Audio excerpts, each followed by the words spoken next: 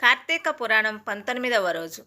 కార్తీక పురాణం 19వ అధ్యాయము. చాతుర్మాస్య వ్రత ప్రభావ నిరూపణ.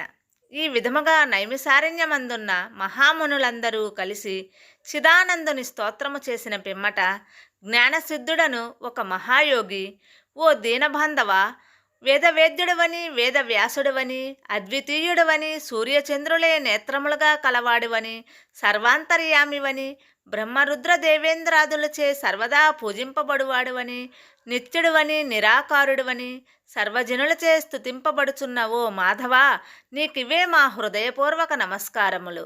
సకల ప్రాణకోటికి ఆధారభూతుడువగు ఓ నందనందన, మా స్వాగతమును స్వీకరింపుము. నీ దర్శన భాగ్యము వలన మేము, మా ఆశ్రమములు, మా నివాస స్థలములు అన్నీ పవిత్రములైనవి. ఓ దయామయ, మేమీ సంసార బంధము నుండి బయటపడలేకుంటిమి, మమ్ము ఉద్ధరింపుము. మానవుడెన్ని పురాణములు చదివినా, ఎన్ని శాస్త్రములు విన్నా నీ దివ్య దర్శనము పడయజాలడు. నీ భక్తులకు మాత్రమే నీవు దృగోచరుడువగువుదు. ఓ గజేంద్ర రక్షక, ఉపేంద్ర, శ్రీధర, ఋషికేశ, నన్ను కాపాడుము అని మైమరచి స్తోత్రము చేయగా శ్రీహరి చిరునవ్వు నవ్వి, జ్ఞానసిద్ధ, నీ స్తోత్రవచనమునకు నేనెంతయూ సంతసించి తిని, నీకిష్టమొచ్చిన వరమును కోరుకొనుము అని పలికెను.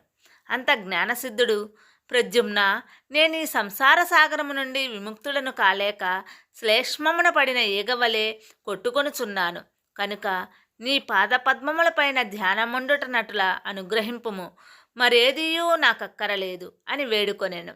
అంతా శ్రీమన్నారాయణుడు, ఓ జ్ఞానసిద్ధుడా, నీ కోరిక ప్రకారములంటే వరమిచ్చి తినే, అదేనూ కాక మరొక వరము కూడా కోరుకొనుము, ఇచ్చెదను. ఈ లోకమందు అనేక మంది దురాచారులై, బుద్ధిహీనులై అనేక పాపకార్యములు చేయుచున్నారు. అట్టి వారల పాపములు పోవుటకై ఒక వ్రతమును కల్పించుచున్నాను. ఆ వ్రతమును సర్వజనులు ఆచరించవచ్చును. సావధానుడై ఆలకింపుము. నేను ఆషాఢశుద్ధ దశమి రోజున లక్ష్మీదేవి పాల సముద్రమున సహితంగా శేషశయ్యపై పవలింతును. తిరిగి కార్తీక శుద్ధ ద్వాదశి వరకు చాతుర్మాస్యమని పేరు. ఈ కాలములో చేయు వ్రతములు నాకు మిక్కిలి ప్రీతికరము. ఈ వ్రతము చేయు వారలకు సకల పాపములు నశించి నా సన్నిధికి వత్తురు. ఈ చాతుర్మాస్యములందు వ్రతములు చేయని వారు నరక కోపమున పడుదురు. ఇతరుల చేత కూడా ఆచరింప చేయవలెను. దీని మహత్యమును తెలిసియుండియు వ్రతము చేయని వారికి బ్రహ్మహత్యాది పాతకములు కలుగును. వ్రతము చేసిన వారికి జన్మజరా వ్యాధుల వలన కలుగు బాధలుండవు.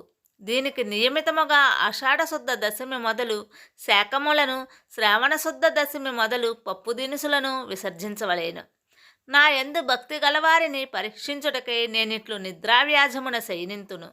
ఇప్పుడు నీ వసంగిన ఈ త్రిసంధ్యలయందు స్తోత్రమును భక్తి శ్రద్ధలతో పఠించిన వారు నా సన్నిధికి నిశ్చయంగా వద్దురు అని శ్రీమన్నారాయణుడు మునులకు బోధించి శ్రీ మహాలక్ష్మితో కూడి పాల సముద్రమును గేగి శేషపాన్పు మీద పవలించెను.